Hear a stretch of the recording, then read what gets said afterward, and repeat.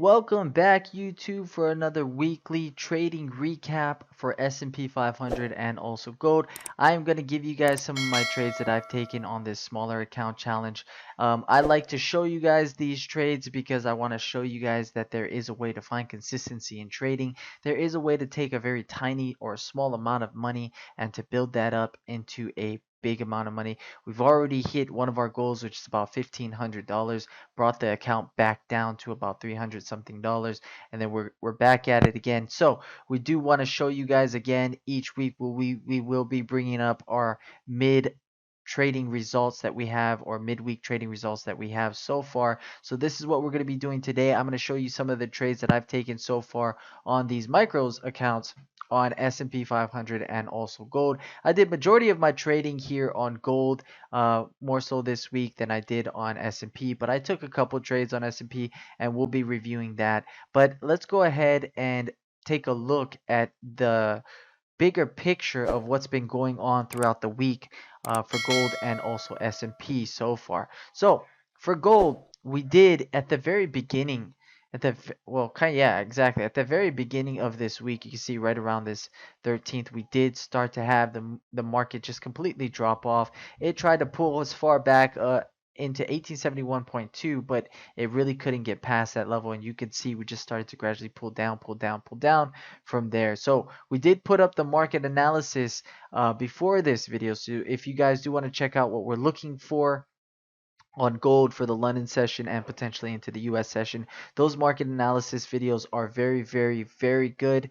They do give you some key insights as to some of the trading areas that we'll be looking for and why. But these weekly recaps of the trades, they're going to give you a little bit more insight into our minds, into the minds of professional traders that look for actual trades out there, what we do, how we discipline ourselves, how we recuperate if we've had an emotional trade. That's the best part about these recaps, is that you'll actually see what we do on a daily basis and how you can build yourself and find that consistency as a trader. So with that, let's take a look. Again, gold, we've been moving down all week, guys. And we've stalled even today. 1804.7 is where we kind of stalled at, and we're trying to move back up. But let's take a look at some of the trades that we've placed on so far this week on gold.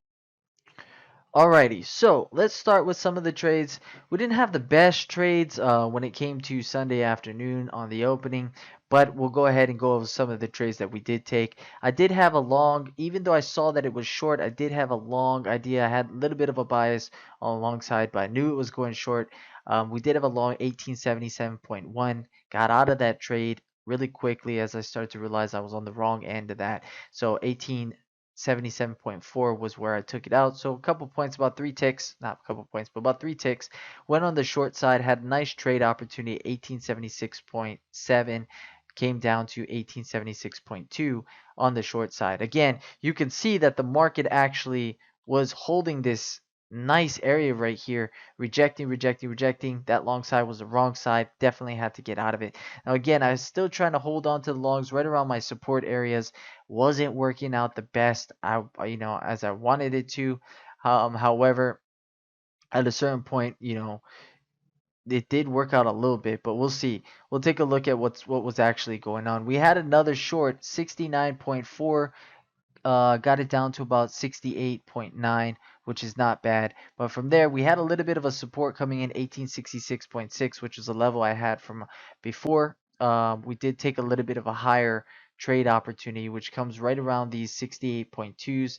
And then I took another trade, 69.2 long into about 69.7. So 68.2, you can see we got stopped out 67.7, but 69.2 we took a little bit of profit, about 5 ticks that we took off of that trade. Then started to see that the market was continuing to go bearish, and I could see that from the long, from a longer picture. But again, I was holding on to a little bit of a bias on these support levels. Thought we were going to continue to bounce and come right back up, but did not happen. Took another short opportunity, 66.2 underneath my level of 66.6, and we got it down to 65.8. And then again came down to another level of support, got along 64.6, a little bit higher. Didn't want to go further up, got took off the trade at 65.1. And then we start to move over. You can see another trade here. Got a decent short here.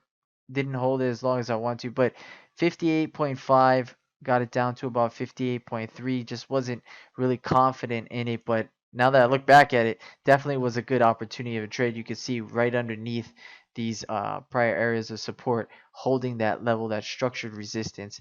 Could have fell even further down, but again, didn't hold it as long as I would have liked to hold it. But you can see the structure actually play itself out within that. And honestly, on this side, though I'm profitable, I'm definitely wrong on the majority of the long trades that I'm looking to go for.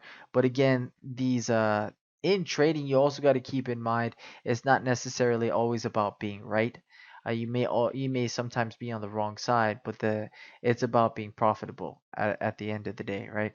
So you want to make sure that you're not trying to be right, but you're trying to understand as best as possible. Are you in the right side of the trade? And if you're not, exit the trade as quick as possible. Try not to take too big of a loss. If you are in the red, and if you are in the green, try to take some profits quicker if you start to understand that you're on the wrong side of the trend, which is what we started to understand at a certain point. Should have took this a little bit longer. This was an excellent trade opportunity for long, but I just could have gotten it a little bit higher for the short, but didn't get that. Could have took it a little bit longer if I had a better entry opportunity, which is going to be somewhere around the 59 to 60s. Would have been a better trade opportunity entry for the short. Would have given me a little bit more confidence to hold that trade. But after assessing it, couldn't really change it, but did want to perform a little bit better on our next couple days in trading. So let's move over into our next couple days to see where we traded a little bit more, got some better trades here, um, and some more profitable. We had a nice, again, 1866.6. You can see how that worked out. Couple bounces there as we went back bullish. Took a trade 67.1, 67.5 was the exit area. Had another trade idea, same area, 67.1, a little bit higher than I wanted to get it into, but 67.8 was where we exited the actual trade. All right. I took a probably a more of a very risky trade here, 68.8 as a long, knew almost immediately, way too high, way away from my level. So I exited only with one tick of profit.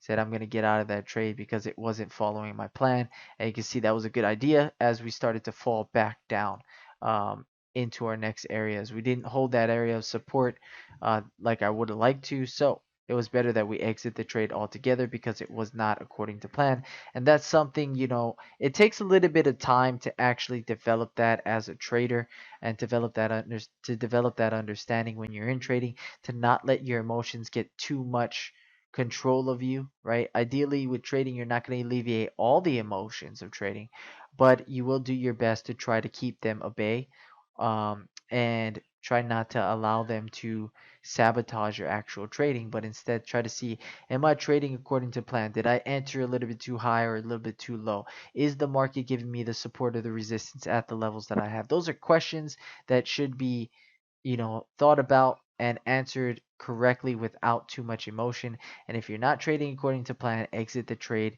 as quick as possible, even if you're in the red. That way you don't go too deep into the red that you can't crawl back out, or that you take the confidence that you had and you just altogether destroy it. Again, confidence in trading is like oxygen to a person, right? You need that confidence to be able to find the consistency in trading. And if you don't have that confidence, you need to continue to work at it and work at it and work at it. We got to put hours upon hours. Especially when I started, I put hours upon hours. When I was working after work, I come home and I put more hours into studying charts, to teaching people, to help me as a trader develop a better understanding of what was going on in markets, right? And that's something I think that every single trader needs to do. It's part of the journey, right? And if you're struggling to find consistency or confidence in trading, that's probably because you got to take a little bit more time in establishing yourself in what you really want to see and what you understand in these markets. Before you decide to even approach these markets, you want to make sure that you approach it with something that you're confident in doing every single time, something that you've seen happen over and over and over again, something where if it just doesn't work, you can be okay with it because you had an idea that you see work out more times than it doesn't, and just this time, that little percentage that it had, it could be a 80% win rate strategy, but 20% could be a losing, and at that point, just maybe that 20% just happened and it was a losing trade, right? Something that you don't get too emotional about. But back into it, guys. So for gold, we come all the way into the 15th. We did have a short here. Going off the ideas, we popped back up into a prior level and we started to fall back down. Came a little bit towards the level of 57.1, but we really couldn't hold that. Started to fall underneath. Had a short 57.1, and then came down to 56.5 as a short. So profitable trade, but then we started to curl back up as we couldn't get back down into 54.5. Let's take a look if we have any more trades sitting here. I know we may have taken maybe one or two. Let's see. We did have a very micro level sitting on gold this morning. I wanted to trade it more on the bigger accounts. I only took one trade here on the micros, but 57.1 got an entry, 57.9, and then popped up to about 58.3. Which was a profitable trade. Not bad. Took it off a little bit early. Could have ran this into those 60s, which ideally was what I wanted to do. But again, wanted to try to take more into the bigger account. So not bad, good trading idea. But as you can see, FOMC came out, market started getting pretty volatile, couldn't get through our levels and started to fall back down. 66.6 was an area, couldn't get through that level, and you can see that the market started to dump off from there. But with that, let's go ahead and move over into S&P 500 and give you guys a look at some of the trades we took there. Okay, so for S&P, let's first start with looking at an bigger picture view of what was going on in the markets. So for the most part, we were pretty bullish for the beginning of the week, and then we peaked up into 42.57.25, got a nice V top and started to come back down. Really couldn't hold the support at 42.38.50, and you can see we started to make our way back down as the FOMC hit. Came back up to 25.50, double topped and started to fall off from there. So there was some trade opportunities. I didn't really trade too much on the micros for S&P, but I'll show you guys some of the trades that I did put on for S&P 500. Let me go ahead and pull this up. Just wanted to give you guys a bigger picture view of what was going on so far this week on S&P. Now, as we take a look, you can see some of the trades that we had. We didn't really have too much, but I put on one yesterday, a couple during the London session, and then I believe I only put on one here on the smaller account here, or on the micros here, for S&P 500, and the other ones were on the bigger one. But let's take a look as to what we were looking at. So we did have a short 42.33.50, kind of a lower short.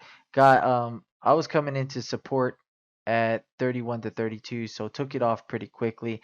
I knew I was a little bit low, rather have gotten it somewhere around these 38 to 40s as a better entry opportunity, but because it was so low, took a little bit of profit, let it go. Right. We did have a trade idea for the London session, which was to try to continue to short if we didn't break back through 42 to 43, which we couldn't. You can see we did have London session shorts. We shorted 38 for two lots, got one down to 36, the other one down to 35. And then again, we had one this morning, but wanted on the bigger one. Didn't hold this one too long. 42.38 short, 42.37.50.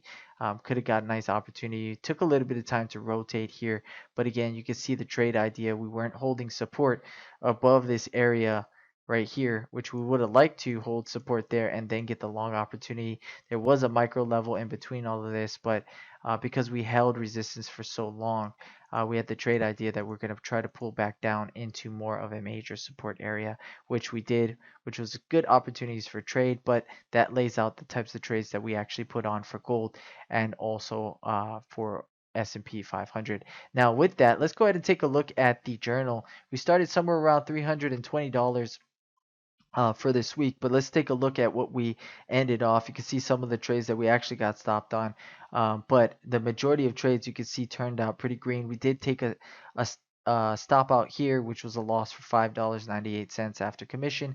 Did take another stop out here, which was a loss for about $12.13. But you can see the majority of trades placed on, even when we were wrong, understanding even if we're on the wrong side, take some profits, get out of the trade, and look for your next best trade. You can see we totaled an amount of about $63.80. Let's take a look at the actual percentages. So total number of trades we've taken so far for the week, 20 trades. Total number of winning trades, 18. Total number of losing trades, 2. Not bad. As you can see, majority of our trades may have been on the wrong side, but we took quicker profits when it came to that in understanding. Trade win rate 90%, trade losing rate 10%, average win trade $5.54, average losing trade a little bit bigger, $8.13.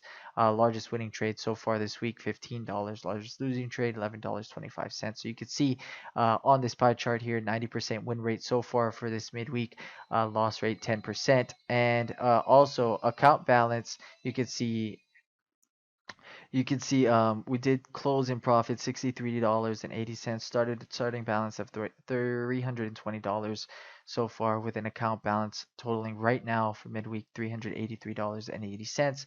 So again, we're going to take this small amount and we're going to try to build it up into about $1,500. We'll see what we get so far at the end of this week as we continue to try to build throughout this month until we get into that $1,500 mark. So you guys will see all the results that we have. But again, so far strategy one that we put on, which is long strategy, 81.82% win rate so far that we have. And strategy 2, again, really didn't take too much shorts, but 100% win rate on the short side as of right now. So that is the results that we have so far for midweek. Again, so profitable this week, about $63. Probably looking to maybe make anywhere from $150 to $300 within this week. We'll see what we close out at the end of the week. And again, if you guys do like these videos though, please go ahead and smash that like button. If you're not subscribed to the channel yet, please go ahead and subscribe. Any questions you guys have, feel free to pop them in here on YouTube. Again, we would just want to be transparent with what we're doing, give you guys the best understanding of how you can take a very small amount of money and start to build it slowly. I mean, honestly, if you're looking at it this way, it's better to put your money towards working this way than actually putting it in a bank or a savings account where you're only getting a very small percent of interest back. But again, this takes a lot of discipline and patience and understanding. So if you guys are looking to find consistency in trading, become a member here at Pure Structure Trading. We would love to teach you guys that. Take some coaching programs, some coaching sessions with us. We would love to go ahead and go over what it takes, what you're looking for, how to develop that consistent way of looking at markets and how they structure themselves, how to understand that, and how to discipline yourselves. Other than that, guys, again, any questions you guys have, feel free to pop them in here on YouTube, or we're open to taking questions. You can pop into our website. We have social media feeds popped on here on YouTube as well. But with that said, you guys, make sure you guys take care. If you guys are going to continue to trade, make sure you guys trade well. Bye, guys.